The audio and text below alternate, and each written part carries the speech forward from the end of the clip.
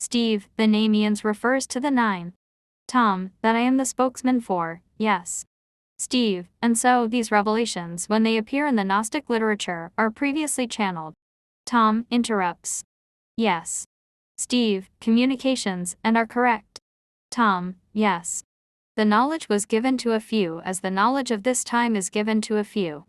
In that time it was for only a few, but now the exception being that in this time it must be given to the masses.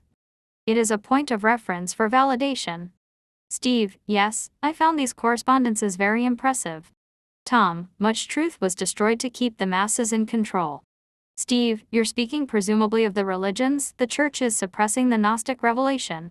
Tom, people and organizations of government and religion do not suppress anything unless it is a threat to them or it is a truth. Is that not so?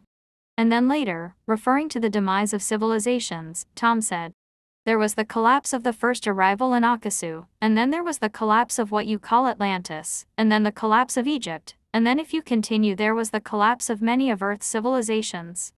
Have you now discovered why they have all collapsed? Andrew, well, presumably it has been when desire has overcome the higher evolutionary movement of the soul, is that not so? Tom, that is part of the truth, but also around 11,000 BC, going back to the time of Atlantis, the other group of beings that were colonized were then mingled with those of Huva. That was the beginning of what you call the Hebrew culture. Andrew, oh, that far back, I see. And would that have started not in Atlantis but in Ur? Or am I wrong in that assumption? Did they start before the period of Ur? Tom, they were before the period of Ur. Andrew, and who was the leader of this Hebrew colony? Tom, it was of 4 generations of Abraham. John, so the beginnings of the Hebrew culture were a mixture of Huvids and these other beings, and this accounts for the characteristics of the Jewish people.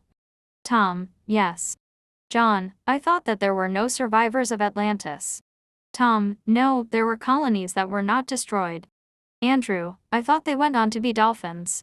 Tom, those that were destroyed, that were not in error, became dolphins. Andrew, that's beautiful. John, and those that were in error, were their souls annihilated at that time? What happened? Tom, how can you annihilate a soul? You can only pray and hope for it.